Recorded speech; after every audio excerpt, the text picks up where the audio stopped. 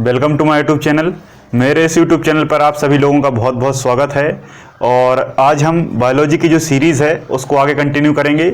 2 lecture आप लोगों के लिए मैंने डाल दिए थे और आप लोगों को बहुत अच्छी तरीके से जो बेसिक शुरुआत है बायोलॉजी की वो समझ में आ गई होगी। आज हम आगे का जो चैप्टर है वो कंटिन्यू करने वाले हैं और आज हम पढ़ेंगे सेल या कोशिका। सेल और कोशिका के बारे में आज हम बहुत डिटेल से पढ़ने वाले हैं, क्योंकि आपको पता है कि जो जीवन है या जो सजीव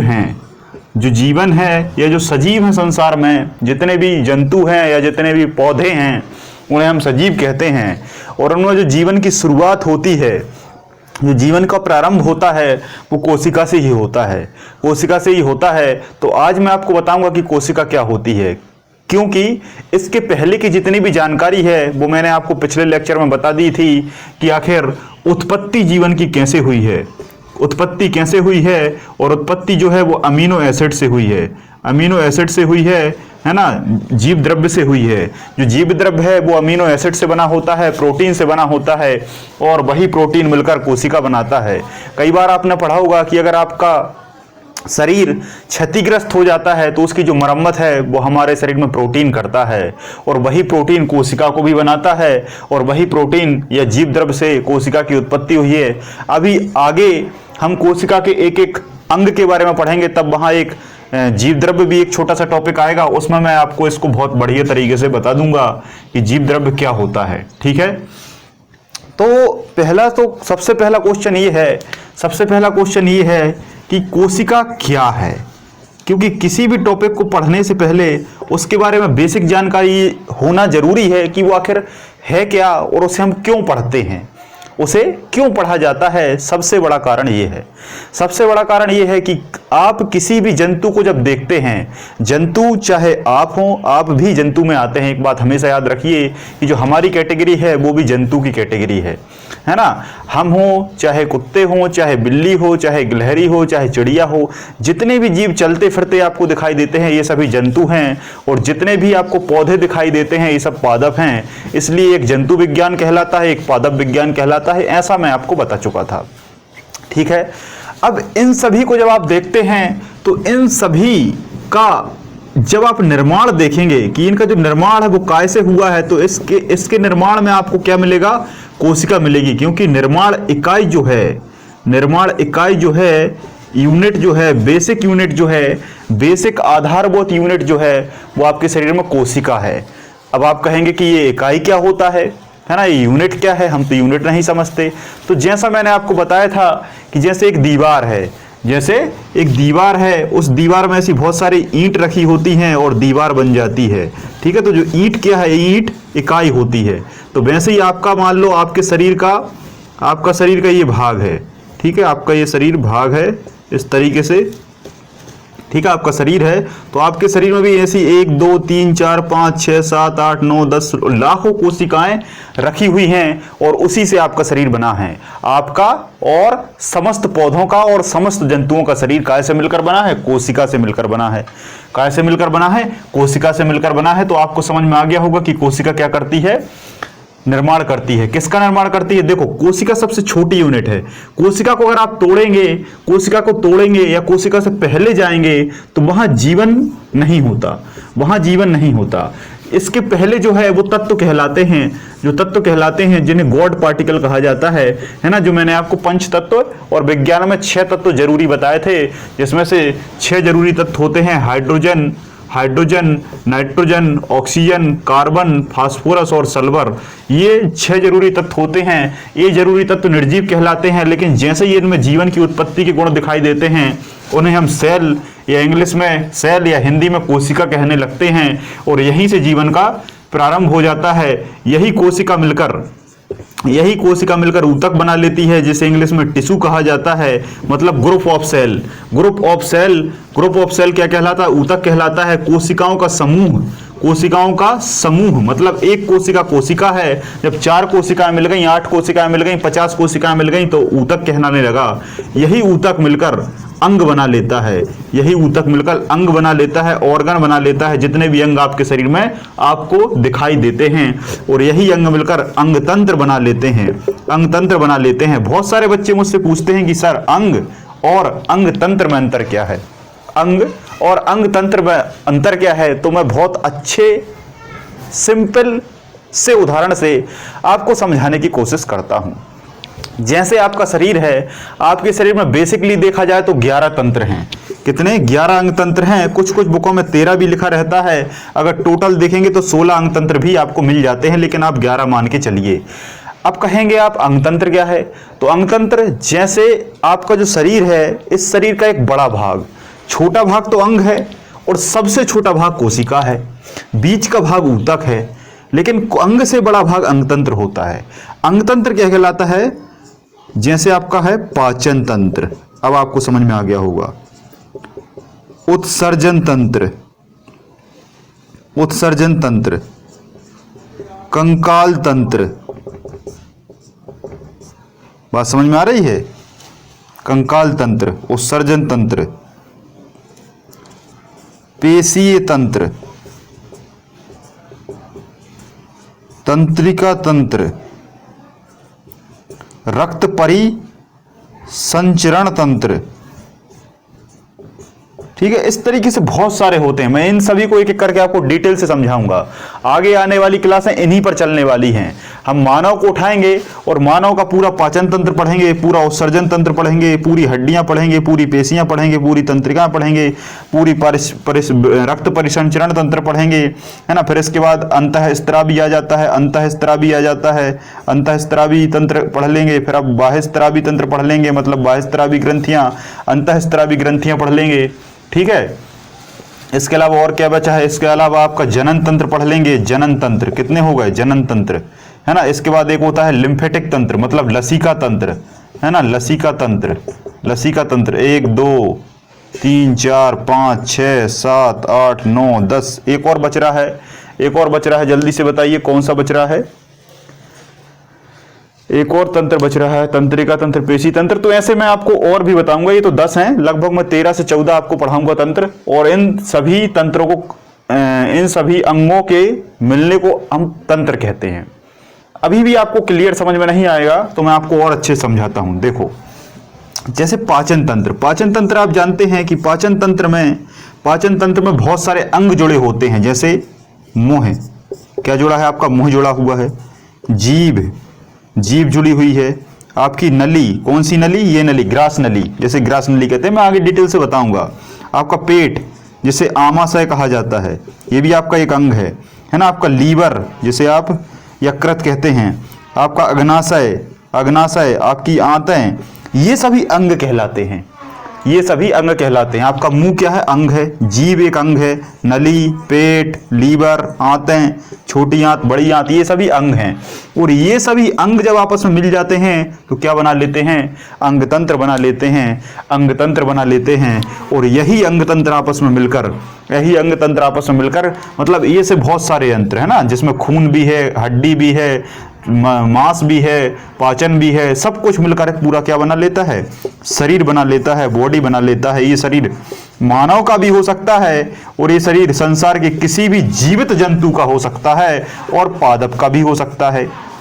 कहने के लिए आपको मेरे ख्याल से समझ में आ गया होगा कि कोशिका क्या है। तो कोशिका जीवन की संरचनात्मक और कार्यात्मक इकाई है। अगर आपसे कभी भी परिभाषा पूछे मेंस में, अगर 3 नंबर में आपसे पूछे, देखो यहां से जब आप पढ़ेंगे तो आपको वनडे एग्जाम के लिए तो कवर होगा ही, साथ साथ में आपको मेंस के लिए भी कवर हो जाएगा। क्योंकि मेंस में अगर 3 नंबर में पूछा जाता है तो आपको 3 लाइन में लिखना है। अगर आपसे 6 नंबर में पूछे तो आपको 100 शब्दों में लिखना है। ठीक है, तो यहां से हम इतना ज्यादा पढ़ेंगे कि आपको मेंस तक कवर हो जाएगा। मेंस में अगर 3 नंबर में पूछे तो कोशिका क्या है, आपको लिखना है कोशिका जीवन की संरचनात्मक और कार्यात्मक इकाई है, संरचनात्मक और कार्यात्मक आधारभूत इकाई है। Cell is the functional and structural basic unit of the living cell, है ना। किसी भी जीवित जंतु की सबसे छोटी आधारभूत संरचनात्मक कार्यात्मक इकाई है।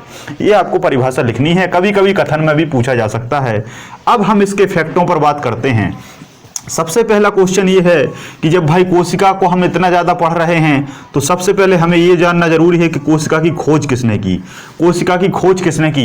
एक वैज्ञानिक था जिसका नाम था रॉबर्ट हुक, है ना। रॉबर्ट हुक ने 1665 में, है ना, 1665 में, कुछ बुकों में 1666 भी लिखा रहता है। तो एक बात याद रखना, जो सन है ये साइंस में इंपॉर्टेंट नहीं होता, है ना। बेसिकली आप पढ़ना चाहें पढ़ सकते हैं, कुछ साइन आपको याद रखने हैं, लेकिन मैं आपसे गुजारिश करूंगा कि सन आप तभी याद करें जब आपको बायोलॉजी का पूरा डाटा याद हो जाए, क्योंकि डाटा ज़्यादा इंपॉर्टेंट है, प्रोसेस ज़्यादा इंपॉर्टेंट है, एप्लीकेशन फंक्शन ज़्यादा इंपॉर्टेंट है बायोलॉजी में, है ना, रिएक्शन ज़्यादा इंपॉर्टेंट है, सन से ज़्यादा इंपॉर्टेंट नहीं होता। ये सन मन आप हिस्ट्री ज्योग्राफी में याद रखें तो ही बढ़िया होता है, क्योंकि साइंस में कोई काम कब हुआ है ये ज़्यादा इंपॉर्टेंट नहीं होता, साइंस में कोई काम कैसे हुआ है, क्यों हुआ है, ये ज़्यादा इंपॉर्टेंट होता है ना, और किसने किया है ये ज़्यादा इंपॉर्टेंट होता है। लेकिन फिर भी मैं आपको सन बताता चलूँगा, है ना। तो कोशिका की खोज रॉबर्ट हुक ने की, है ना। कब की? 1665 में की। लेकिन उससे भी खतरनाक क्वेश्चन है, व्यापक में पूछा था कि किसमें की, है ना। तो कार्क में की। किसमें की? कार्क में की। ये व्यापम में, एसआई और कांस्टेबल में पूछा जा चुका है कि रॉबर्ट हुक ने कोशिका की खोज की तो है, लेकिन किसमें की है, इसका आंसर किसी बच्चे को पता नहीं होता। तो कॉर्क में की है। किसमें की है? कॉर्क में की है। फिर पूछा जाता है कि ये कॉर्क क्या होता है ना। कार्क क्या होता है? कार्क एक लकड़ी का टुकड़ा होता है ना, लकड़ी का टुकड़ा होता है। तो कभी कभी ऑप्शन में कॉर्क मिल सकता है, कभी कभी लकड़ी का टुकड़ा मिल सकता है। आपने देखा होगा बोतल वगैरह में, बोतल को बंद करने के लिए हम लकड़ी का टुकड़ा लगा देते हैं, उसी को कॉर्क कहा जाता है।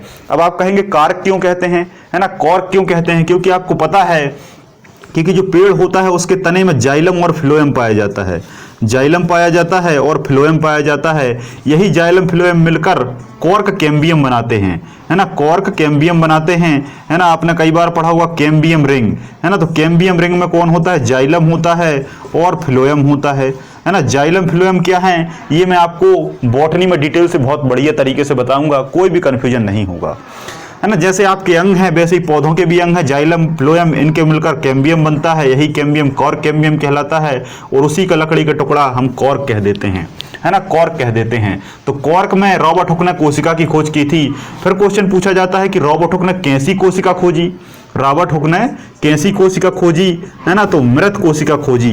क्या कैसी कोशिका खोजी? मृत कोशिका खोजी, डेड सेल खोजी, है ना। क्योंकि जो लकड़ी है वो लकड़ी अगर आपने प्लांट से निकाल ली, छोटा सा टुकड़ा लकड़ी का प्लांट से काट के निकाल लिया, जब ये काट के निकाल लिया और कार्क आपने बना लिया, तो क्या ये जीवित रहेगा? तो क्या ये जीवित रहेगा, है ना। मैं यहां पर आपको एक एक कारण तक बताऊंगा, है ना, कि कार्क अगर लकड़ी का टुकड़ा है और वो मृत सेल है तो वो मृत क्यों है ना। यहां पर पूरा एनालिसिस आपको मिलेगा, कोई भी चीज को छोड़ा नहीं जाएगा, है ना। तो वीडियो को बहुत ही केयरफुली देखना है, क्योंकि यहां से अगर आपने एक बार नोट्स बना लिया तो फिर आप ये मान के चलिए कि आप एक बहुत बड़े लेवल तक पहुंच चुके हैं और आपका सिलेक्शन काफी करीब है। तो पेड़ को काट के आपने इतना टुकड़ा निकाल लिया, जब इतना टुकड़ा आप पेड़ को काट के निकाल लेंगे तो ये क्या हो जाएगा? मृत हो जाएगा, मर जाएगा, क्योंकि इसको आपने जड़ों से अलग कर दिया, ये मर जाएगा, और मरने के बाद आपने कॉर्क बना लिया, इसलिए क्या होगी? मृत सेल होगी, है ना। तो कई बार क्वेश्चन पूछा है कि रॉबर्ट हुक ने कैसी कोशिका खोजी? तो मृत कोशिका खोजी। कैसी कोशिका खोजी? मृत कोशिका खोजी। फिर क्वेश्चन आता है बहुत खतरनाक कि जब मृत कोशिका रॉबर्ट हुक ने खोजी तो जीवित कोशिका किसने खोजी? जीवित कोशिका किसने खोजी, मतलब लिविंग सेल खोज करने वाले व्यक्ति का क्या नाम है? तो उनका नाम है एंटनी वॉन ल्यूवेनहॉक। क्या नाम है? Antony von Leeuwenhoek. तो एंटनी वॉन ल्यूवेनहॉक वो व्यक्ति हैं जिन्होंने सही तरीके से जीवित कोशिका की खोज की थी, सही तरीके से जीवित कोशिका की इन्होंने खोज कर दी थी। इसी कारण इन्हें सूक्ष्म विज्ञान का पिता, है ना, फादर ऑफ माइक्रोबायोलॉजी, जीवाणु विज्ञान का पिता कहा जाता है, जीवाणु विज्ञान का पिता कहा जाता है। और ये खोज इन्होंने किसमें की थी? तो दांतों में की थी, है ना। जब ये दांत किसके थे ये थोड़ा सा बताना मुश्किल है ना। दांत बस इतना, ये भी नहीं पूछा जाएगा, लेकिन फिर भी मैंने आपको बता दिया कि जीवित सेल इन्होंने जंतुओं के दांतों में खोज की थी। इसी कारण इन्हें फादर ऑफ माइक्रोबायोलॉजी कहा जाता है, क्योंकि ऐसा मानते हैं कि इन्होंने और भी बहुत सारे काम किए और इन्होंने एक अपना खुद से बनाया, खुद के द्वारा निर्मित सूक्ष्मदर्शी बनाया था और उसी सूक्ष्मदर्शी से इन्होंने कोशिका को देखा और इन्होंने जीवित कोशिका को ढूंढ लिया। ठीक है, तो इसलिए जीवाणु विज्ञान और सूक्ष्म विज्ञान के पिता माने जाते हैं। तो आई होप यहाँ तक आपको बात क्लियर हो गई होगी। ठीक है, तो आगे हम बात करते हैं कोशिका की, है ना, कि सबसे इंपॉर्टेंट क्वेश्चन पूछा जाता है कि कोशिका का अध्ययन क्या कहलाता है ना। कोशिका का अध्ययन क्या कहलाता है? Study of cell. Study of cell की ब्रांच जो है उसे हम क्या कहते हैं? साइटोलॉजी कहते हैं, है ना, साइटोलॉजी। जैसे बायोलॉजी है, पैलेंटोलॉजी है, पेलियोबॉटनी है, एपीकल्चर है, पिसीकल्चर है, ऐसी बहुत सारी ब्रांचें हैं, आगे हम पढ़ेंगे। तो वैसे ही साइटोलॉजी में कोशिका का अध्ययन किया जाता है। अगर आपसे पूछे कि कोशिका का शेप कितना होता है, कोशिका का शेप कितना होता है, आकार कितना होता है, तो 10⁻⁶ माइक्रोन, है ना, याद रखना 10⁻⁶ माइक्रोन, 10⁻⁻⁶ माइक्रोन इसका क्या होता है? इसका शेप होता है, साइज होता है। अगर आपसे पूछे कि कोशिका सिद्धांत किसने दिया, कोशिका सिद्धांत किसने दिया, सेल थ्योरी किसने दी, है ना। विज्ञान में इंग्लिश और हिंदी का कोई मायने नहीं रहता, जो आपको सही लगे वो आप पढ़ सकते हैं। मैं हिंदी में बोलूँगा तो इंग्लिश में लिखूंगा और इंग्लिश में बोलूँगा तो हिंदी में लिखूंगा। आप अपने हिसाब से, अपने मीडियम के हिसाब से आप नोट्स बना सकते हैं, क्योंकि हिंदी इंग्लिश केवल एक माध्यम है डाटा को प्रस्तुत करने के लिए, चीज़ों को समझने के लिए। तो आपको जो माध्यम सही लगे आप उसमें पढ़ सकते हैं। और अगर आप मुझे कमेंट करके एक बार बता दें तो और भी बेहतर होगा। व्हाट्सअप में नंबर आपका होगा ही, है ना, व्हाट्सअप नंबर पर आप मुझे मैसेज कर दीजिए और बता दीजिए कि सर आप थोड़ा सा इस मीडियम को लेके चलिए, कि हम लोग इस मीडियम के हैं। बाकी मैं दोनों मीडियम में बताऊँगा, है ना। तो सेल थ्योरी जो है, कोशिका सिद्धांत जो है, वो स्लीडन एंड स्वान के द्वारा दिया गया था, है ना। कहीं कहीं ये स्लाइडन लिखा रहता है ना, तो ये अपना अपना उच्चारण है। तो स्लाइडन और स्वान के द्वारा, एक जूलॉजिस्ट थे और एक बॉटनिस्ट थे, एक जंतु शास्त्री थे और एक पादप शास्त्री, पादप विज्ञान, वनस्पति विज्ञान शास्त्री थे। दोनों ने मिलकर सेल थ्योरी दी, है ना, दोनों ने मिलकर क्या दी? सेल थ्योरी दी। अब आप कहेंगे कि सेल थ्योरी क्या है? सेल थ्योरी कुछ नहीं है। सेल थ्योरी में इन्होंने और अच्छे तरीके से कोशिकाओं को डिफाइन कर दिया। यहां तक क्या है, केवल खोज हुई थी, यहां तक क्या है, केवल खोज हुई थी, लेकिन इन्होंने कोशिका को डिफाइन करने का काम किया कि वास्तविक तरीके से कोशिका आखिर कैसे काम करती है। तो इन्होंने अपनी कोशिका सिद्धांत में बताया कि कोशिका जो है वो जीवन की बेसिक यूनिट है। जो हमने परिभाषा देखी वो इन्हीं ने बताई। कोशिका एक इकाई होती है, कोशिका सबसे बेसिक यूनिट है। मानव की जितनी भी क्रियाएं हैं वो सभी कोशिका में होती हैं। हमें लगता है कि हम खाना खा रहे हैं, लेकिन खाना की जो वास्तविक ऊर्जा है वो कोशिका में ही स्टोर होती है ना। अभी माइटोकॉन्ड्रिया पे हम आएंगे, अभी थोड़ा सा रुक जाओ। मुझे पता है कि आप लोगों के मन में क्वेश्चन बहुत सारे उठते होंगे, है ना, तो हम उनको भी देखते चलेंगे। ठीक है, एक बात याद रखना, ये जो स्लीडन और स्वान है, इनने ये थ्योरी 1838 के आसपास दी थी, है ना। इस सन का कोई फिक्स डाटा नहीं होता, क्योंकि जब कोई वैज्ञानिक खोज करता है तो उसे एक लंबा अरसा लग जाता है और उसी अरसे की अवधि को मान लिया जाता है, इसलिए सन ज्यादा कभी नहीं आता, है ना। तो स्लीडन और स्वान ने कोशिका थ्योरी दी। कोशिकाओं में स्वतः जनन की क्षमता होती है। कोशिकाओं में क्या होती है? स्वतः जनन की क्षमता होती है। अब बच्चे कहेंगे कि कोशिका में स्वतः जनन की क्षमता होती है, इसका मतलब क्या है ना। इसका सीधा सा मतलब है कि जैसे आप साइकिल चलाते हैं, जैसे आप साइकिल चलाते हैं, नई नई आपने बाइक ली, है ना, नई नई बाइक का शौक है ना, आपने R15 खरीद ली, है ना, आपने हॉर्नेट खरीद ली, आपने XZ खरीद ली, है ना, FZ खरीद ली, आपने ऐसी बड़ी बड़ी बाइक खरीद ली 220 160 सीसी, और आपने रोड पर भगाने का काम किया, है ना। आपने देखा कि ये भागती है कि नहीं भागती। जब भागती है और भागने के बाद आप गिरे और आपका शरीर क्या हो गया? कट गया। आपका शरीर कट गया, आपको चोट लग गई। जब आपको चोट लग गई तो आपकी जो सेल हैं वो वहाँ से क्षतिग्रस्त हो गई। क्या हो गई? क्षतिग्रस्त हो गई। तो आप देखते हैं लगभग 2 से 3 दिन बाद, वैसे तो तुरंत ही थक्का जम जाता है 24 घंटे में, और 3 से दिन बाद वो अच्छी कंडीशन में आ जाता है, और 10 से 15 दिन में वो घाव है वो पूरा खत्म हो जाता है, मतलब घाव ठीक हो जाता है। तो आपने कभी सोचा कि ये घाव कैसे ठीक होता है ना। तो जहां से कटता है वो एक्चुअल में कोशिकाएं कटती हैं, सेल कट जाती हैं, और जब सेल कट जाती हैं तो मान लो ये सेल थी, है ना, ऐसी सेल आपकी पूरी बॉडी में है ना। आपने बाइक चलाई, आपने बाइक चलाई, आप बाइक से गिरे, इतनी सेल कट गई, इतनी सेल कट गई और आपको यहाँ घाव लग गया।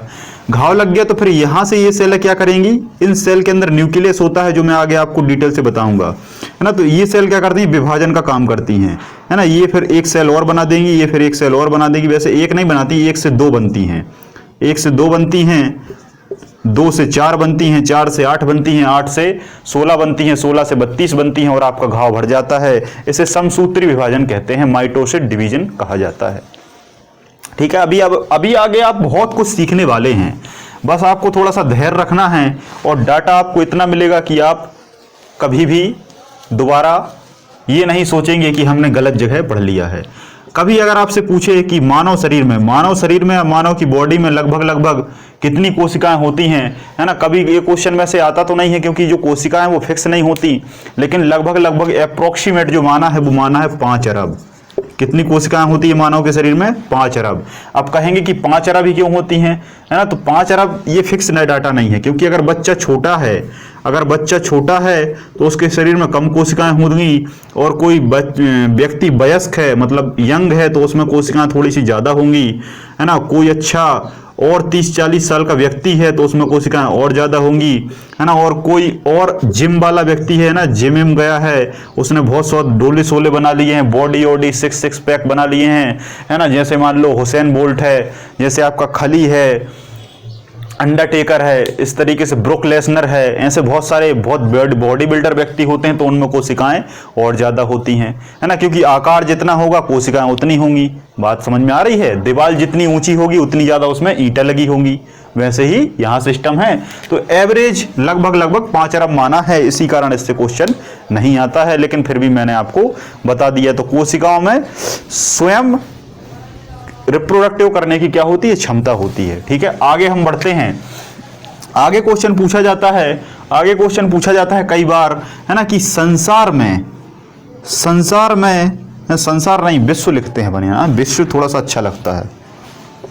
मैथ्स जब आप लिखेंगे तो वहां एक एक शब्द, एक एक मात्रा की बहुत ज्यादा वैल्यू बढ़ जाती है। अगर आप मेन साइंस की तैयारी कर रहे हैं तो आपको एक एक शब्द अभी से सुधार करना होगा, है ना। अगर आपसे पूछे कि विश्व की सबसे बड़ी सेल कौन सी है, विश्व की सबसे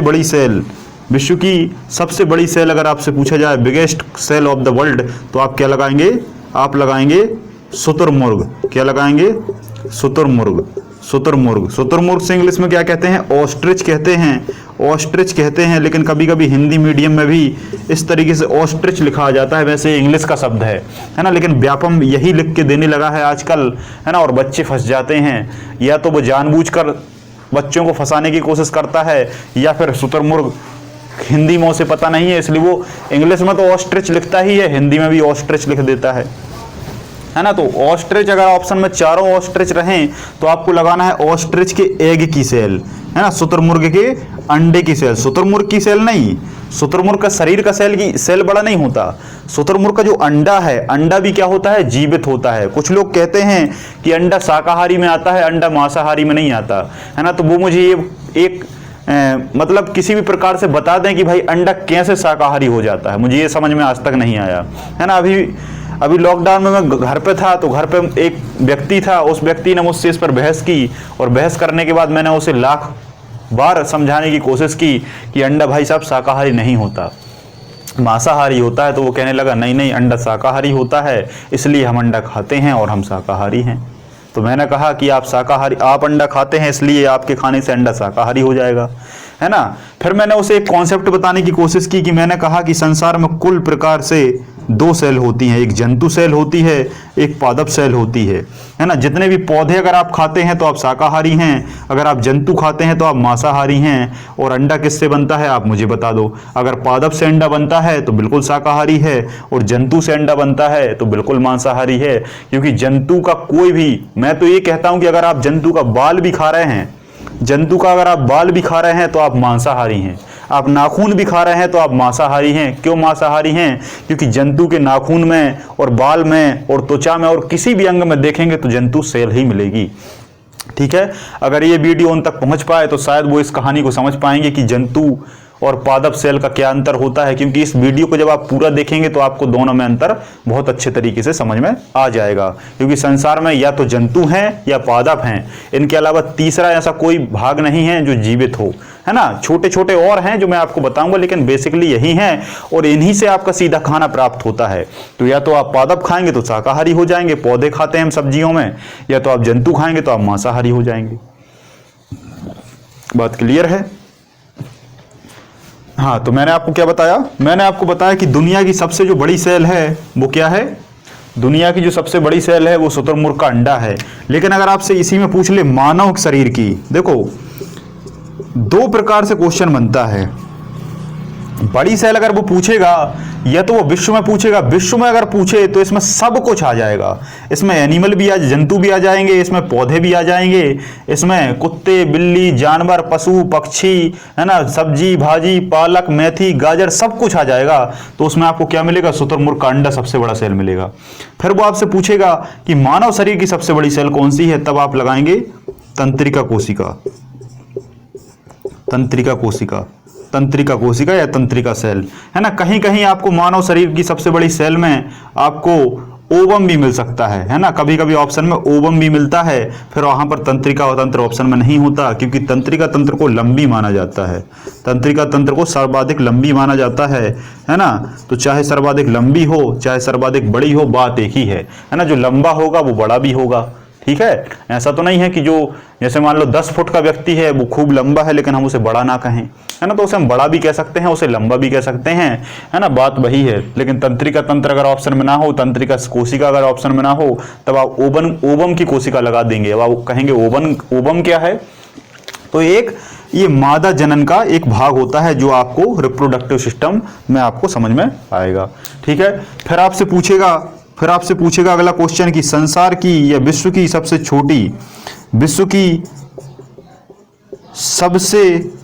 छोटी सेल कौन सी है, विश्व की सबसे छोटी कोशिका कौन सी है, तब आप क्या लगाएंगे?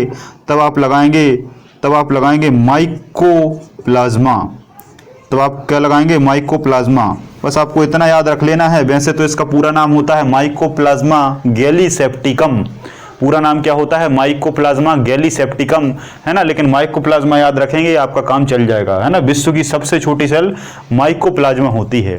क्या होती है? माइकोप्लाज्मा होती है ना। और विश्व की सबसे छोटी सेल माइकोप्लाज्मा। लेकिन मानव शरीर की सबसे छोटी सेल, मानव शरीर मतलब हमारे शरीर की सबसे छोटी सेल अगर आपसे पूछे, तब आपको लगाना है स्पर्म सेल। क्या लगाना है? स्पर्म सेल, है ना। इसको हिंदी में कहते हैं शुक्राणु कोशिका, है ना। शुक्राणु कोशिका कहते हैं। अगर शुक्राणु कोशिका ऑप्शन में ना हो, तब आपको क्या लगाना है? Granule cell. क्या लगाना है? Granule cell. हिंदी में लिख देता हूं, ग्रेन्यूल सेल। अब आप कहेंगे ये कहां पाई जाती है? तो स्पर्म सेल जो है वो आपके मेल रिप्रोडक्टिव ऑर्गन में पाई जाती है। आगे हम डिटेल से पढ़ेंगे। ग्रेन्यूल सेल आपके ब्रेन में पाई जाती है ना। तो ये सबसे छोटी सेल है। कभी कभी क्वेश्चन आ जाता है कि माइकोप्लाज्मा जो है ये क्या है ना। तो एक प्रकार के ये छोटे छोटे जीव होते हैं, ये बहुत छोटे छोटे जीव होते हैं। बस आप इसमें एक क्वेश्चन याद रखें कि माइकोप्लाज्मा की खोज किसने की, है ना। माइकोप्लाज्मा की जो खोज का श्रेय है ना, वो रोनाल्ड, है ना। रोनाल्ड जो फुटबॉलर था ना, रोनाल्ड, वो नहीं है ये, रोनाल्ड और रॉक्स को जाता है ना। दो वैज्ञानिक थे, रोनाल्ड तथा रॉक्स के द्वारा इसकी खोज की गई थी। और माइकोप्लाज्मा को वायरस और बैक्टीरिया के बीच की कड़ी माना जाता है। माइकोप्लाज्मा को वायरस और बैक्टीरिया के बीच की कड़ी माना जाता है। अब बहुत सारे बच्चों के दिमाग में ये आ रहा होगा कि सर ये बीच की कड़ी क्या होता है, बीच की कड़ी क्या होता है? तो बीच की कड़ी में आपको बता दूं बहुत सिंपल सी चीज है। कुल मिलाकर दो चीजों के गुण अगर किसी एक चीज में दिखने लगें तो उसे हम बीच की कड़ी कह सकते हैं, है ना। जैसे सामान्य से एग्जांपल से मैं आपको समझाता हूं, है ना। एक पेन है, एक क्या है? पेन है, इससे आप लिखते हैं। एक आपकी पेंसिल है, इससे आप लिखते हैं। पेंसिल से आप मिटा सकते हैं, पेन से आप नहीं मिटा सकते। लेकिन किसी ने एक ऐसा पेन निजात कर दिया, है ना, जिसमें एक तरफ से पेन चलता है, एक तरफ से पेंसिल चलती है ना। आते होंगे, आपने देखा होगा। तो इसमें क्या है? पेन के गुण भी हो गए, पेंसिल के गुण भी हो गए। तो इसे हमने पेन और पेंसिल की बीच की कड़ी मान लिया, कड़ी क्यों माना? क्योंकि इसमें दोनों के गुण हैं, ठीक है। तो वैसे ये है ना। तो वायरस में जितने गुण होते हैं और बैक्टीरिया में जितने गुण होते हैं, वायरस और बैक्टीरिया में जितने गुण होते हैं, थोड़ा सा और अच्छे से समझाता हूं मैं। इसमें एक कॉन्सेप्ट बनता है, वो कॉन्सेप्ट बहुत बार कंफ्यूजन करता है।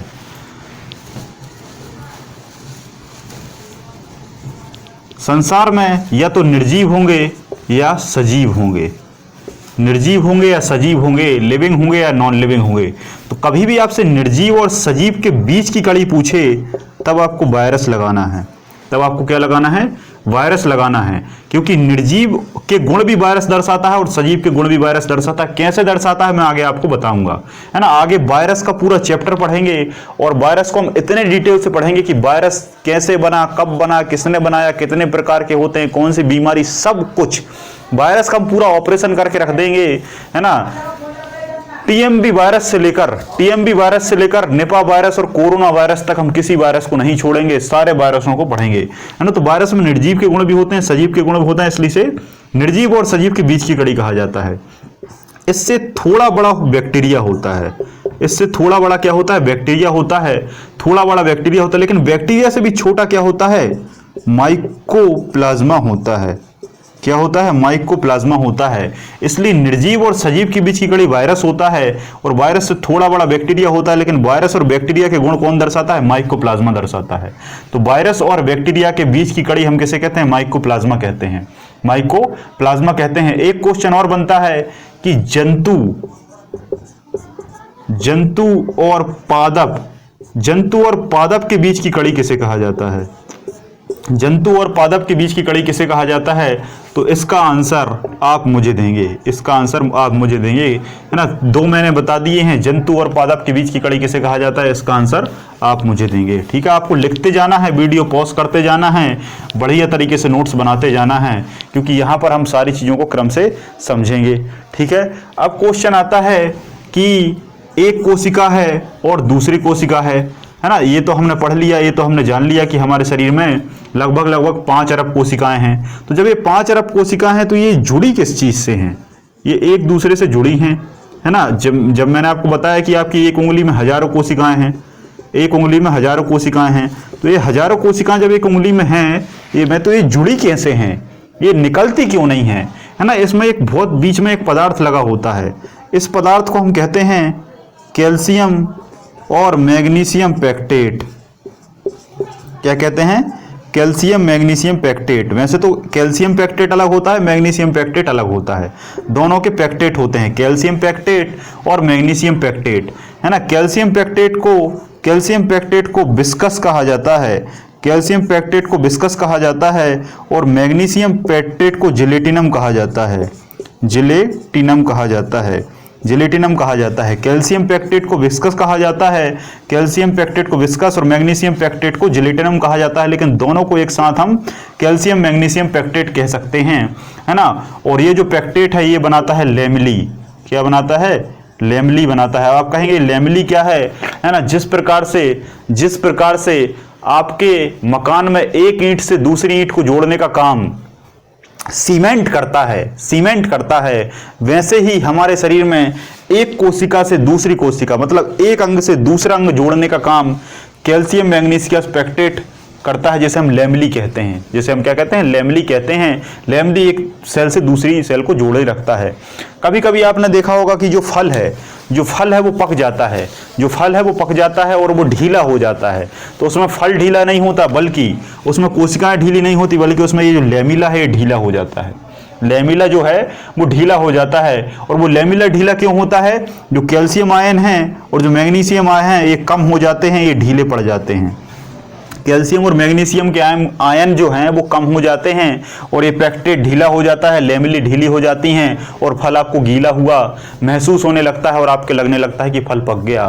तो आज आपको फल पकने का कारण भी बहुत अच्छे तरीके से समझ में आ गया होगा। ठीक, तो आई होप यहां तक हमने सेल की जो बेसिक जानकारी थी उसको हमने देख लिया है। ठीक है, अब मैं आपको बताता हूं, है ना, कि संसार में जो सेल है ये 2 प्रकार से होती हैं। संसार में जो कोशिकाएं हैं ये 2 प्रकार से होती हैं। कोशिकाएं कितनी हैं, 2 प्रकार से होती हैं। एक कोशिका होती है प्रोकैरियोटिक, इसका हिंदी नाम भी प्रोकैरियोटिक है, इंग्लिश नाम भी प्रोकैरियोटिक है। दूसरी सेल होती है यूकैरियोटिक। दूसरी सेल क्या होती है? यूकैरियोटिक। अब आप कहेंगे ये क्या समस्या है, ये शब्द तो हम बहुत पहली बार सुन रहे हैं, कठिन से शब्द हैं। अब देखो, खोजें आखिर विदेश में ही हुई हैं, तो विदेश ने अपने हिसाब से नाम दे दिए हैं। फिर भी मैं आपको समझाने की कोशिश करता हूं। प्रो का मतलब होता है प्री। प्रो का मतलब होता है प्री। और मेरे ख्याल से यहाँ जितने भी बच्चे हैं वो कभी न कभी 10th में या 12th में रहे होंगे। जब 10th और 12th में आपका फाइनल एग्जाम आता होगा, तो फाइनल एग्जाम के पहले आपका एक एग्जाम होता है। फाइनल एग्जाम के पहले का एक आपका एग्जाम होता है जिसे हम प्री बोर्ड कहते हैं। क्या कहते हैं? प्री बोर्ड कहते हैं। जब प्री बोर्ड कहते हैं तो उस प्री बोर्ड का मतलब क्या है, अगर आप मुझे जरा सा बता दें तो आपको ये प्रोकैरियोटिक समझ में बहुत अच्छी तरीके से आ जाएगा। ठीक है, तो प्री का मतलब होता है एक टेस्ट, एक वार्म अप मैच। जैसे फाइनल मैच के पहले वार्म अप मैच होता है, तो वैसे ये प्रोकैरियोटिक में प्रो का मतलब होता है प्री, और प्री का मतलब होता है पहले, और पहले का मतलब होता है पहले आने वाली कोशिकाएं। पहले आने वाली कोशिकाएं, पहले आने वाली कोशिकाएं, सबसे पहले बनने वाली कोशिकाएं, सबसे पहले जन्म लेने वाली कोशिकाएं। अब कल का चैप्टर अगर आपको याद आ रहा हो तो मैंने आपको पढ़ाया था आर्कियोजोइक एरा। क्या पढ़ाया था? आर्कियोजोइक, पहले आर्कियोजोइक, प्रोटीरोजोइक, पैलियोजोइक और मेसीजोइक और सीनोजोइक। ये 5 एरा समझाया था, जिसमें आपको मैंने बताया था कि सबसे पहला एरा जो था उसमें सबसे पहले बैक्टीरिया की उत्पत्ति हुई थी। और बैक्टीरिया कैसी सेल है? बैक्टीरिया एक प्रोकैरियोटिक सेल है। प्रोकैरियोटिक सेल का मतलब है प्री, और प्री का मतलब है पहले, पहले का मतलब है सबसे पहले आने वाली सेल, सबसे पहले आने वाली सेल। अब आप मुझे बता दो कि कोई कोशिका अगर सबसे पहले आएगी, पहले बनेगी, तो वो कैसी होगी?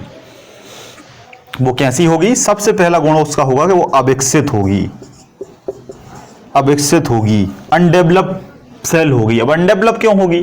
क्योंकि प्रकृति का ये नियम है कि जो विकास है वो अविकास से विकास की ओर होता है, ना कि विकास से अविकास की ओर। अब आप कहेंगे कैसे? तो एक सिंपल से एग्जांपल से मैं आपको समझाता हूं। जैसे एक बच्चा जन्म लेता है, तो बच्चे की जो कोशिकाएं होती हैं वो पहले अविकसित होती हैं, फिर धीरे धीरे वो विकास करता है, बड़ा होता है और कठोर मुष्टंडा बन जाता है। बात समझ में आ रही है? लेकिन पहले क्या होता है? अविकसित होता है, छोटा शिशु होता है ना। उस छोटे शिशु के भी पहले का अगर आपने सोनोग्राफी वगैरह में स्ट्रक्चर देखा है, नहीं देखा तो गूगल करके वीडियो देख लेना। उसमें बच्चे का और छोटा सा रूप रहता है ना। पहले वो गर्भ का सोनोग्राफी में दिखा देता है ऐसे चरण में। अगर आपने 12th की बुक देखी हो, नहीं देखी हो तो कोई ना कोई आपके आसपास 12th में होगा, आप उसकी बुक जाकर देखें। उसमें एक डायग्राम बना हुआ है। उस डायग्राम में लगभग शिशु के 10 चरण हैं, है ना। 10 चरण हैं। पहले शिशु एक तंतु के आकार का होता है, फिर तंतु इस तरीके से बढ़ता है ना। फिर थोड़ा सा बड़ा होता है, फिर थोड़ा सा बड़ा होता है, फिर थोड़ा सा बड़ा होता है, फिर उसमें सिर बन जाता है, पैर बन जाते हैं, हाथ बन जाता है और कंप्लीट बन जाता है, और फिर वो बाहर आ जाता है। बाहर आ जाता है, फिर वो बाहर आके विकास करने लगता है। तो ऐसा नहीं होता कि बड़ा अच्छा सीधा पैदा हो गया फिर वो धीरे धीरे छोटा हो रहा है, ऐसा नहीं होगा। तो पहले क्या होगा? अविकसित कोशिकाएं आएंगी, है ना। अविकसित कोशिकाएं आएंगी। अभी अविकसित कोशिकाओं के आपको केवल उदाहरण याद रखने हैं, जिसमें सबसे पहला आपका है बैक्टीरिया, क्योंकि बैक्टीरिया की उत्पत्ति हुई, है ना। बैक्टीरिया है, वायरस है ना, बीजीए है। अब आप कहेंगे बीजीए क्या है? Blue green algae. ब्लू मतलब नीला, ग्रीन मतलब हरा, एल्गी मतलब शैवाल। नील हरित शैवाल, काई माई देखा है ना आपने, काई लगी जाती है तो वो सीख कहते हैं ब्लू ग्रीन एल्गी, है ना, नील हरित शैवाल। तो ऐसी कुछ कोशिकाएं हैं, है ना। जो ये एग्जांपल याद रखना, जो कैसे होते हैं, जो आपके प्रोकैरियोटिक हैं। कई बार आपको ऑप्शन दे देगा कि प्रोकैरियोटिक छांटिए, आपको अलग अलग ऑप्शन दिए रहेंगे। यूकैरियोटिक छांटिए, है ना। उसमें एक ऑप्शन में वो अलग रख देगा, बाकी तीन ऑप्शन में अलग रख देगा, बाकी एक ऑप्शन में सेम रख देगा। ठीक है, तो ये ऑप्शन देखना है, bacteria, virus, blue green algae, है ना। एक और है बैक्टीरियोफेज। एक बात याद रखना, बैक्टीरियोफेज हमें लगता बैक्टीरिया है लेकिन ये है वायरस। बैक्टीरियोफेज क्या है? वायरस है। जब वायरस का चैप्टर होगा तो वहां आपको बताया जाएगा, है ना। T1 T2 इस तरीके से इसके प्रकार होते हैं, है ना। माइकोप्लाज्मा, माइकोप्लाज्मा भी इसी में आ जाएगा। माइकोप्लाज्मा वो भी आप लिख लेना, है ना। पीपीएलओ, पीपीएलओ भी इसी का एग्जांपल है। आप कहेंगे पीपीएलओ क्या है? पीपीएलओ भी एक प्रकार का माइकोप्लाज्मा ही है ना। माइकोप्लाज्मा ही कहा जाता है। इसका फुल फॉर्म है pleuropneumonia, pleuropneumonia, pleuropneumonia living organism, sorry pleuropneumonia like organism, pleuropneumonia like organism.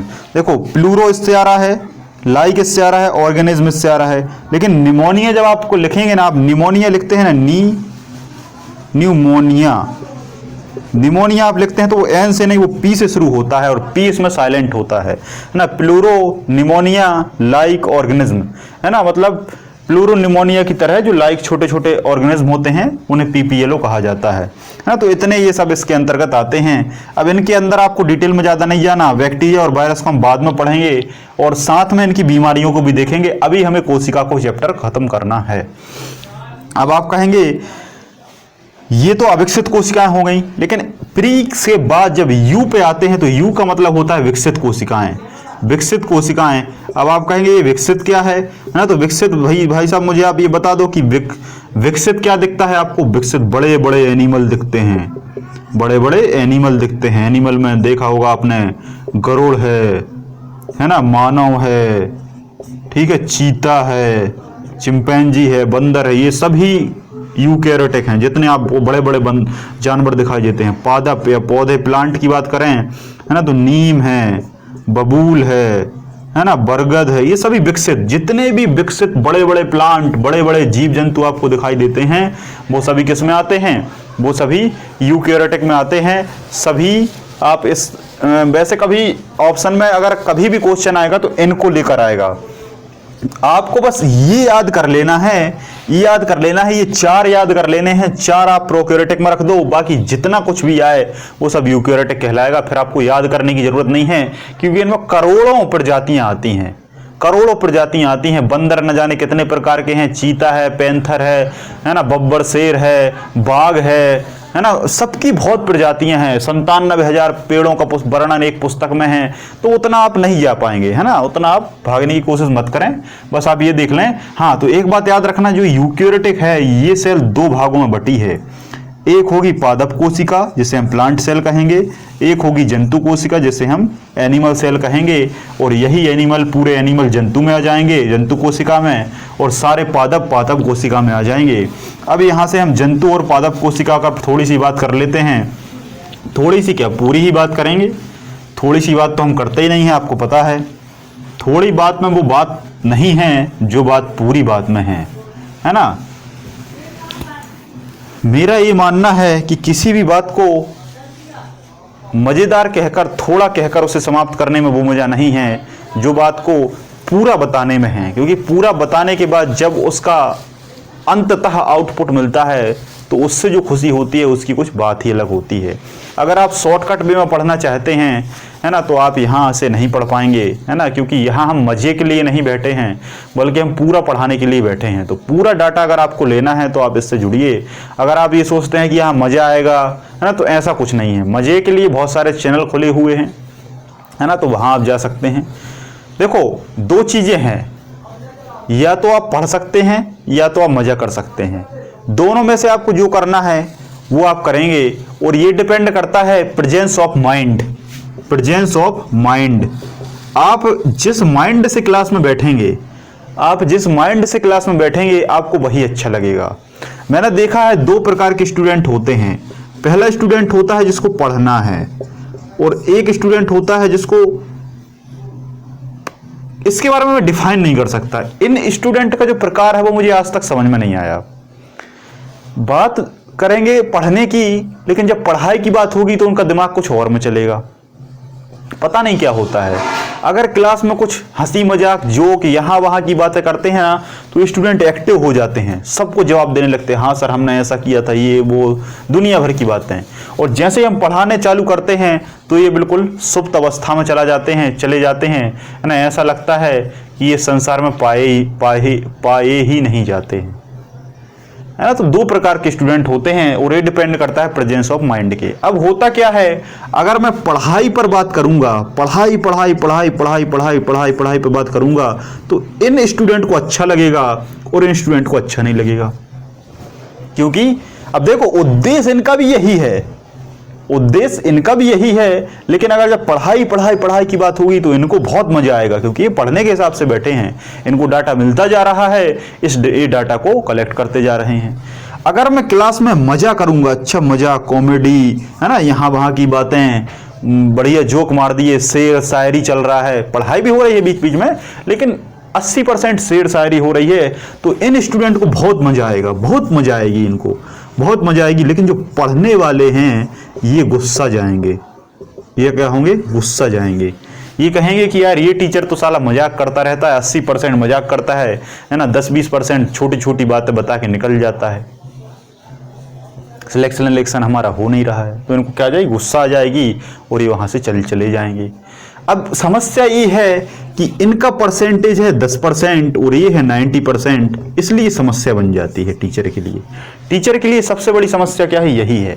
जिस दिन ये परसेंटेज बदल गया उस दिन देखना आप टीचिंग का जो फॉर्मेट है और जो शिक्षा नीति है वो भी बदल जाएगी, ये मेरी गारंटी है। क्योंकि टीचर का जो टीचर होना है वो एक्चुअल में टीचर के हाथ में नहीं बल्कि स्टूडेंट के हाथ में होता है। ये मैंने देखा ही नहीं, ये मैंने अनुभव किया है अपने जीवन में। एक वही टीचर थे जो मेरे आदर्श बने और एक वही टीचर हैं जो मेरे बैच के बाद सब स्टूडेंट के सबसे बुरे टीचर हो गए। आज भी मैं मिलता हूं उस स्कूल के हजारों बैचों से, तो वो कहते हैं कि सबसे नाकारा टीचर वही था और वही मेरे आदर्श बने थे। तो ये डिपेंड करता है स्टूडेंट के ऊपर कि उन्हें किस माहौल में ले जाना है। ठीक है, तो हम बात कर रहे थे कोशिका की। तो कोशिका दो प्रकार से होती है, एक जंतु कोशिका, एक पादप कोशिका, है ना। तो कुल मिलाकर यहाँ हम अब ज़्यादा क्लासिफिकेशन नहीं करेंगे, आप लगभग मोटे तौर पर समझ गए होंगे। अब मैं यहाँ पर क्या करूँगा कि कोशिका जो है बेसिकली, पहले मैं आपको थोड़ा सा एक डायग्राम बना देता हूँ जिससे आपको समझ में आ जाए कि आखिर कोशिका होती कैसी है। वैसे तो आप लोगों ने देख ली होगी, और मेरे हिसाब से यहाँ समय न जाया करके हम लोग क्या करते हैं, पढ़ने पर ज़्यादा कोशिश करते हैं, समझने पर ज़्यादा कोशिश करते हैं, तो बेहतर रहेगा। अभी आप क्या करना, यहाँ मैं इस तरीके से बना दे रहा हूँ, अभी आप गूगल करना और गूगल पे आपको बहुत बढ़िया तरीके के डायग्राम मिल जाएंगे। या तो आप प्रिंट आउट निकाल लेना तो अच्छा है, या फिर आप उसको खुद बनाना तो और अच्छा है। ये होती है जंतु कोशिका। पादप कोशिका का थोड़ा सा स्ट्रक्चर अलग होता है, इस तरीके से होती है।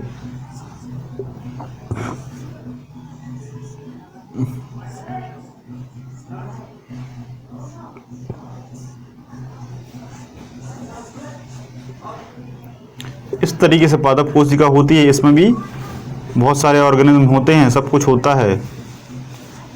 बस अंतर जो है वही अंतर आपको याद रखना है। अब अंतर क्या है वो अंतर मैं आपको बताने की कोशिश करता हूं।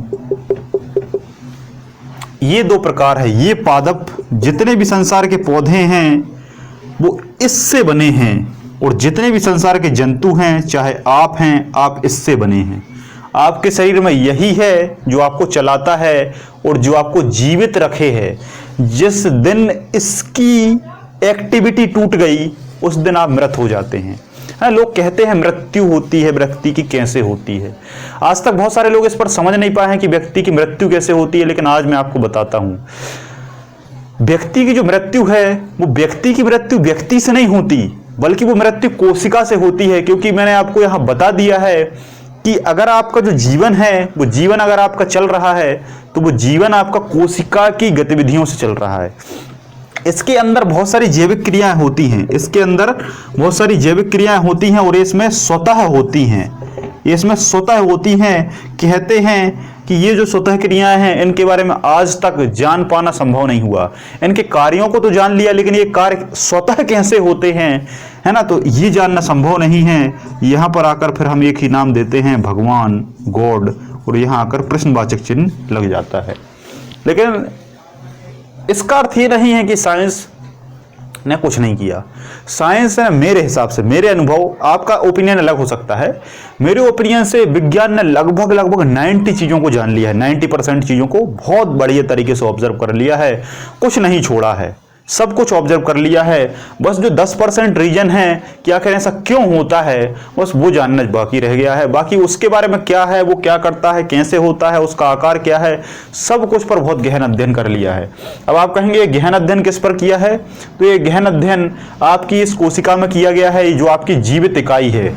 मतलब कहने का मतलब ये है कि अगर आपका श्वसन हो रहा है, अगर आप सांस ले रहे हैं, ऑक्सीजन ले रहे हैं, कार्बन डाइऑक्साइड छोड़ रहे हैं, खाना आपका पच रहा है, खाना आंत में पचता है वो एक अलग बात है, खाना से ऊर्जा मिल रही है ना, खाना से ऊर्जा मिल रही है, आप चल रहे हैं, आप बोल रहे हैं, आपकी जितनी भी बेसिक क्रियाएं हैं वो इसी कोशिका में होती है, इसी कोशिका में होती हैं।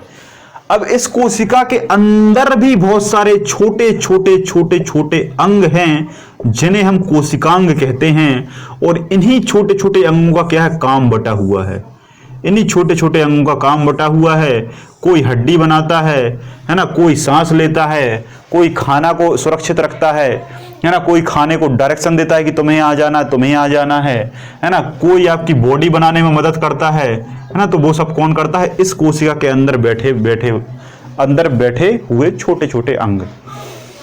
अब मैं आपको बताऊंगा कि इनके अंदर क्या क्या है, इनके अंदर क्या क्या है। बीच में इनका न्यूक्लियस होता है ना, यहाँ पर ईआर होता है, अभी बताऊंगा मैं, है ना। क्लोरोप्लास्ट होता है, गाल्जी बॉडी होता है, राइबोसोम होता है, सेंट्रोसोम होता है, लाइसोसोम होता है ना, न्यूक्लियस होता है। न्यूक्लियस के अंदर न्यूक्लियोलस होता है, जैसे हम केंद्रिका कहते हैं। उसके अंदर डीएनए होता है, उसके अंदर आरएनए भी होता है, उसके अंदर क्रोमोसोम भी होता है, उस क्रोमोसोम के अंदर जीन भी होता है, जीन पर जेनेटिक कोड होते हैं, है ना। तमाम तरीके की साइटोप्लाज्म है, कोशिका भित्ति है, सब कुछ है, ठीक है। तो ये सब कहां पाया जाता है, इसके अंदर पाया जाता है, अंदर, इनके अंदर। दो चीजें आपको बहुत अच्छे से याद रखनी है जो सबसे बड़ा अंतर क्रिएट करती हैं। दो चीजें आपको बहुत अच्छे से याद रखनी है जो सबसे बड़ा अंतर क्रिएट करती हैं। क्या, वो मैं आपको बताता हूं। पादप होने का और जंतु होने का।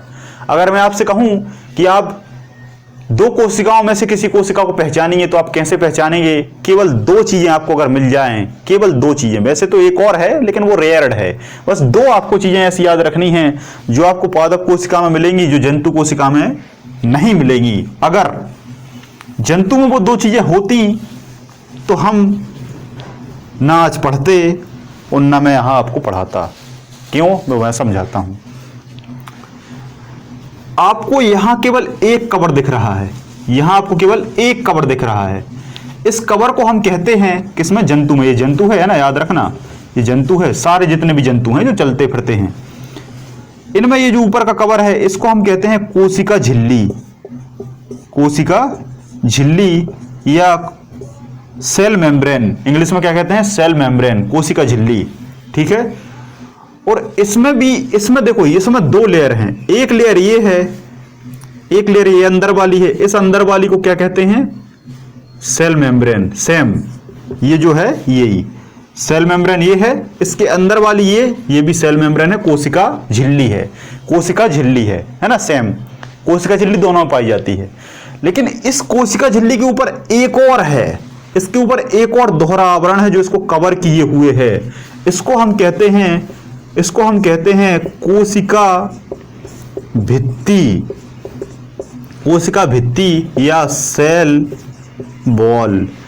कहने में तो एक सा लगता है, कोशिका झिल्ली, कोशिका भित्ति, यार एक ही तो होगा, लेकिन इसमें जमीन आसमान का अंतर है। क्या अंतर है? जमीन आसमान का अंतर है। अब आप कहेंगे कैसा अंतर है, तो मैं आपको बताता हूं। आप सभी जंतुओं को ध्यान से देखिए और सभी पौधों को ध्यान से देखिए। दोनों को ध्यान से देखने के बाद आपको एक बहुत बड़ा अंतर मिलेगा। क्या अंतर मिलेगा? जंतु आपको सॉफ्ट दिखाई देंगे। कैसे? मतलब बीक, जैसे मेरी ये त्वचा है, देखो पतली है ना, मैं आपको हाथ लगा रहा हूँ, ये हाथ में हिल रही है, दब रही है ना, मूव कर रही है, सब कुछ हो रहा है। वैसे आप बिल्ली को पकड़ेंगे, कुत्ते को पकड़ेंगे, है ना, तोते को पकड़ेंगे, या फिर चिड़िया को पकड़ेंगे, या फिर शेर को पकड़ेंगे, बंदर को पकड़ेंगे, तो बंदर के ऊपर जब हाथ रखेंगे तो बंदर की जो त्वचा है वो दबेगी, शेर की त्वचा भी दबेगी, है ना, तोते की त्वचा भी दबेगी, है ना। किसी भी जंतु को आप लेंगे तो आप उसके ऊपर एक त्वचा देखेंगे, वो त्वचा पतली होगी, पतली के साथ साथ सॉफ्ट होगी। सॉफ्ट समझ रहे हैं? देखो ये कपड़ा है, ये सॉफ्ट है, दब रहा है, यहाँ हो रहा है, ये हार्ड है, इसको आप नहीं मोड़ सकते, है ना। तो आपको कैसा मिलेगा? जंतुओं में सॉफ्ट मिलेगा। जंतुओं, जितने भी जंतु हैं वो जंतु लोहे जैसे नहीं होंगे, वो जंतु लोहे जैसे नहीं होंगे, वो जंतु कपड़े जैसे होंगे, सॉफ्ट होंगे। उनकी त्वचा दबेगी, मूव करेगी, सब कुछ होगा, ठीक। वो किसके कारण होता है? इसके कारण होता है, ये पाई जाती है जंतुओं में। लेकिन पौधों को आपने देखा है, पौधों के ऊपर क्या पाई जाती है? कोशिका भित्ति। और ये जो कोशिका भित्ति है, ये पौधों को क्या देती है? कठोरता। कठोरता। जितने भी पौधे आप देखेंगे, पौधे की सामान्य भाषा में कहूं त्वचा, पौधे की त्वचा के ऊपर ऐसा हाथ रखेंगे, ना वो दबेगी, ना वो हिलेगी, ना वो मूव होगी। बड़े बड़े पौधे आप देखते हैं, उनके तने पे हाथ रख के देखना तो तना दबता नहीं है, लेकिन आप शेर के ऊपर हाथ रख देंगे तो वो उसकी खाल दब जाएगी। तो शेर की खाल भाई साहब क्यों दबती है? क्योंकि उसमें कोशिका झिल्ली है, जो कि एक ही है। लेकिन यहां कोशिका झिल्ली तो है ही है, और उसके ऊपर कोशिका झिल्ली का बाप है, जिसे हम कोशिका भित्ति कहते हैं। और ये कोशिका भित्ति सबसे ज्यादा कठोर होती है। तो बात समझ में आ गई? तो कोशिका भित्ति किस में होती है? पौधों में होती है, और इसी के कारण पौधों में कठोरता होती है। इतने ज्यादा पौधे हार्ड होते हैं। कितने होते हैं? हार्ड होते हैं, क्योंकि कोशिका भित्ति ऊपर होती है ना। ये इतनी बहुत मोटी होती है, बहुत मोटी होती है। इसमें बहुत जमा होता है, किसका? सेलुलोज का। और सेलुलोज सबसे जटिल कार्बोहाइड्रेट है। कैसे है? आगे मैं बताऊंगा, ठीक है।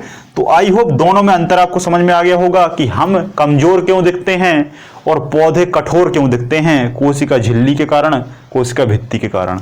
हम में झिल्ली होती है और इनमें झिल्ली और भित्ति दोनों होती हैं, और भित्ति सबसे ज्यादा मजबूत, कठोर, हार्ड है। अब आप कहेंगे दूसरा अंतर क्या है? तो दूसरा अंतर होता है, पौधों में होता है हरित लवक। पौधों में होता है हरित लवक। क्या होता है? हरित लवक। अब ये हरित लवक क्या करता है? हरित लवक को हम कहते हैं क्लोरोफिल। क्या कहते हैं? क्लोरोफिल। क्लोरोफिल है ना, क्लोरोफिल कहते हैं। और ये हरा होता है, ये हरा होता है, ठीक है। हरित लवक जो है ये संसार का रसोई घर कहलाता है। क्या कहलाता है? संसार का रसोई घर। अब आप कहेंगे क्यों कहलाता है ना। तो आप देखते हैं जितने भी पौधे हैं, एक बात याद रखना, हरित लवक हमारे अंदर नहीं होता। जंतु सेल में हरित लवक होता ही नहीं है। चाहे आप मानव देख लें, चाहे आप बिल्ली देख लें, चाहे आप चमगादड़ देख लें, चाहे आप कबूतर, इवन तोता जो पैरेट है, वो पैरेट पूरा हरा दिखाई देता है, लेकिन उसमें हरित लवक नहीं होता। वो एक उसका अलग पिगमेंट है ना। हरित लवक नहीं होता। हरित लवक केवल और केवल पौधों में होता है, प्लांट में होता है। हरित लवक हरा होता है, ये आप जानते ही हैं, है ना। जितने भी पौधे के हरे भाग दिखाई देते हैं उनमें हरित लवक होता है। दिमाग में क्वेश्चन आ रहा होगा कि ये करता क्या है? ये करता है प्रकाश संश्लेषण। अब आप कहेंगे ये क्या समस्या है? सामान्य भाषा में बता देता हूं कि हमारी जो पृथ्वी है, ये पृथ्वी अगर चल रही है और पृथ्वी पर अगर जीवन है, और जीवन है मतलब जीव अगर जी रहे हैं, तो वो केवल एक ही चीज से जी रहे हैं, सूर्य के प्रकाश से। सूर्य के प्रकाश से। अब आप कहेंगे कैसे? तो हमारे पृथ्वी पर ऊर्जा नहीं है, हमारी पृथ्वी पर ऊर्जा नहीं है। अब आप कहेंगे हमारी पृथ्वी पर ऊर्जा क्यों नहीं है? क्योंकि हमारी पृथ्वी पर ईंधन नहीं है, ईंधन नहीं है। तो फिर ईंधन आ कहां से रहा है? आ रहा है सूर्य से। सूर्य का जो प्रकाश आता है, वही प्रकाश हमारे सूर्य की पृथ्वी पर पड़ता है, तो उससे हमारी पृथ्वी को ऊर्जा मिलती है। पृथ्वी को तो ऊर्जा मिल जाती है, लेकिन सजीवों को ऊर्जा नहीं मिल पाती। और सजीवों को जो ऊर्जा है वो केवल एक ही व्यक्ति दिला सकता है, जिसका नाम है पौधे। जिनका नाम क्या है? पौधे। और पौधे नहीं, पौधों में क्या? हरित लवक, मतलब हरा भाग। हरा भाग क्या करता है? हरा भाग क्या करता है? जैसे ही प्रकाश आया और प्रकाश से इस हरे भाग ने, मतलब हरित लवक ने क्या कर दिया? ऊर्जा बना दी। क्या कर दिया? ऊर्जा बना दी। और ये ऊर्जा नहीं, ये ऊर्जा खाना होती है, फूड होती है। इसी फूड को हम कार्बोहाइड्रेट कहते हैं, इसी को हम ग्लूकोज कहते हैं। और यही संसार के सभी जीव खाते हैं और जीते हैं और मौज करते हैं। बात क्लियर है? तो आपको समझ में, अब मैं बताऊंगा कि प्रकाश से कैसे ऊर्जा बनती है ना। अगर मैं आपसे कहूं कि पौधे नहीं हो तो जीवन संभव नहीं है, क्योंकि आपका कोई भी खाने का मटेरियल ऐसा हो ही नहीं सकता जो पौधों से ना बने, और जो पौधों के हरे भाग से ना बने। और पौधों का हरा भाग निकाल लिया जाए तो पौधे जीवित नहीं रह सकते, क्योंकि पौधों को खाना कौन देता है, ये हरा भाग बना के देता है। जैसे हमारी किचन है, वैसे ही पौधों की किचन क्या है, हरा भाग है। हरा भाग मतलब हरित लवक है। होता क्या है कि प्रकाश की जो किरण है वो हरित लवक पर पड़ी और हरित लवक एक्टिवेट हो जाता है। अब मैं आपको आगे बताऊंगा, बहुत डिटेल से बताऊंगा। अब हम यहाँ पर हरित लवक को डिटेल से पढ़ेंगे, सभी को डिटेल से पढ़ेंगे, एक एक चीज को डिटेल से पढ़ेंगे, यहाँ से पूरा डिटेल से पढ़ेंगे, है ना, पूरा डिटेल से पढ़ेंगे। जितने भी अंग हैं, चाहे वो सेंट्रोसोम हो, चाहे वो लाइसोसोम हो, चाहे वो हरित लवक हो, चाहे माइटोकॉन्ड्रिया हो, सेल मेम्ब्रेन हो, सेल वॉल हो, है ना, जीव द्रव्य हो, न्यूक्लियस हो, कोशिका का ब्रेन हो, है ना, चाहे गुणसूत्र हो, चाहे जीन हो, चाहे डीएनए हो, चाहे डीएनए फिंगरप्रिंटिंग हो, है ना, तमाम तरीके की जितनी भी चीजें हैं, सभी चीज को अब डिटेल से पढ़ा जाएगा। उनकी खोज किसने की, खोज करने के बाद उन्हें बताया किसने, उनका कार्य क्या है, उनका अन्य नाम क्या है, उनकी प्रोसेस क्या है ना, सभी चीजों को हम पढ़ेंगे। क्या क्या पढ़ेंगे, है ना। तो सबसे पहले हम पढ़ेंगे सेल वॉल, है ना, सेल वॉल पढ़ेंगे, सेल मेम्ब्रेन पढ़ेंगे, है ना, कोशिका झिल्ली पढ़ेंगे। कोशिका झिल्ली पढ़ने के बाद हम सेल साइटोप्लाज्म पढ़ेंगे, साइटोप्लाज्म समझ रहे हो ना, आपका कोशिका द्रव्य। उसके बाद साइटोप्लाज्म के बाद हम उसमें पढ़ेंगे राइबोसोम पढ़ेंगे, है ना, सेंट्रोसोम पढ़ेंगे, सेंट्रोसोम के बाद लाइसोसोम पढ़ेंगे, लाइसोसोम के बाद centrosome, ribosome, lysosome, ER endoplasmic reticulum पढ़ेंगे, है ना, गोल्जी बॉडी पढ़ेंगे, गोल्जी बॉडी के बाद माइक्रोबॉडीज पढ़ेंगे, माइक्रोबॉडीज के बाद न्यूक्लियस पढ़ेंगे, है ना, न्यूक्लियस के बाद न्यूक्लियोलस पढ़ेंगे, केंद्रिका पढ़ेंगे, केंद्रिका के अंदर डीएनए पढ़ेंगे, आरएनए पढ़ेंगे, है ना, डीएनए के बाद डीएनए फिंगरप्रिंटिंग पढ़ेंगे, है ना, यहीं लिख लो फिंगरप्रिंटिंग पढ़ेंगे। डीएनए के बाद फिर क्रोमोसोम पढ़ेंगे कि आपके अंदर कितने क्रोमोसोम हैं, 46 हैं, तो 46 क्यों हैं, उसमें क्रोमोसोम की खोज किसने की, एक्स क्रोमोसोम की खोज किसने की और वाई क्रोमोसोम की खोज किसने की, सब कुछ पढ़ेंगे। क्रोमोसोम के बाद हम जीन पढ़ेंगे कि जीन क्या होता है, जीन के बाद जेनेटिक पढ़ेंगे कि जेनेटिक क्या होता है, जेनेटिक के बाद जेनेटिक कोड पढ़ेंगे कि जेनेटिक कोड क्या होता है, फिंगरप्रिंटिंग कैसे की जाती है, एलेक्स जेफरी ने कैसे इसको बताया, है ना। तो जितनी भी चीजें हैं, पराक्सीसोम पराक्सीसोम के बाद, है ना, डिक्टियोसोम पढ़ेंगे, है ना, डिक्टियोसोम पढ़ेंगे, पराक्सीसोम पढ़ेंगे, डिक्टियोसोम पढ़ेंगे, है ना, ऑक्सीसोम पढ़ेंगे, है ना। इसके अलावा और भी बहुत सारी चीजें हैं जो हम पढ़ेंगे, है ना। आज तक आपने इतने नाम कभी देखे नहीं होंगे, आज पहली बार देखे हैं, और आज के बाद इनके बारे में मैं इतना डिटेल दूंगा कि जो आपने कभी सुना भी नहीं होगा। इन सभी की मैं आपको खोज बताऊंगा, खोज के बाद वास्तविक खोज बताऊंगा, इनका नामकरण, देखो खोज अलग है, नामकरण सभी का अलग अलग है ना। बुकों में बहुत बड़ा कंफ्यूजन होता है, नामकरण दिया रहता है, कहीं खोज दी रहती है, बच्चे फंस जाते हैं, गलत लगा देते हैं। यहां पर क्लियर बताऊंगा मैं कि किसने खोजा है, किसने नामकरण किया है, किसने जंतु सेल में खोजा है, किसने पादप सेल में खोजा है, किसने किसमें खोजा है, पादप कोशिका में क्या कहते हैं, जंतु कोशिका में क्या कहते हैं, उनका कार्य क्या है, उनका उपमा क्या है, traffic police of the cell क्या है, power house of the cell क्या है, पावर हाउस द सेल किसने कहा है ना। तो ऐसी बहुत सारी जानकारी है। Skeleton system of the cell किसे कहते हैं। तो ऐसे बहुत एडवांस जो क्वेश्चन है इनके अंदर, जितना सेल में हमने पढ़ा है, अब इन सेल के एक एक अंग पर हम डिटेल से पढ़ेंगे, है ना।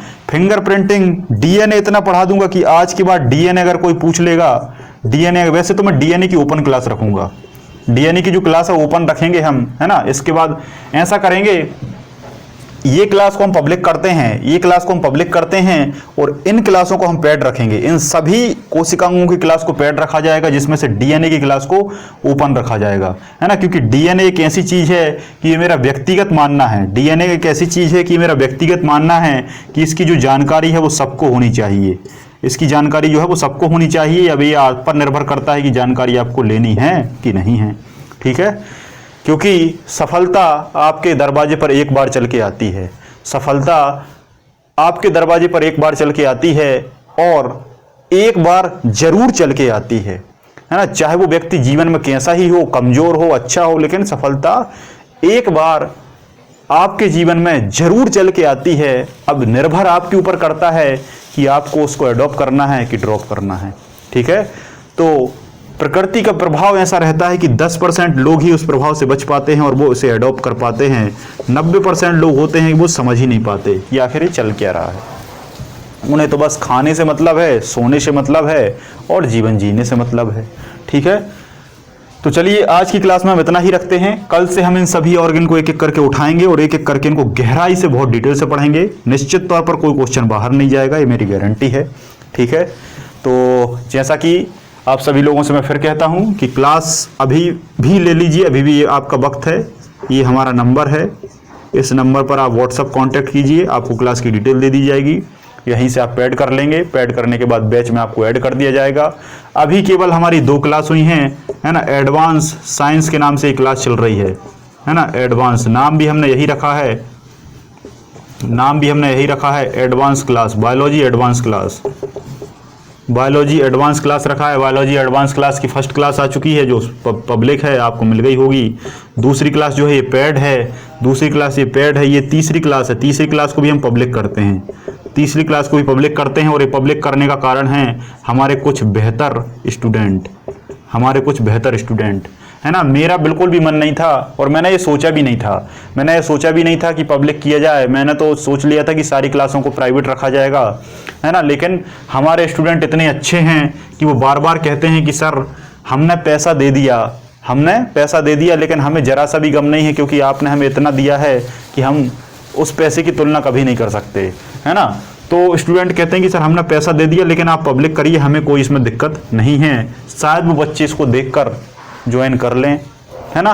उनका तो ये भी कहना है कि सर आप पब्लिक रखिए, जिसको देना होगा देगा, नहीं देना होगा नहीं देगा।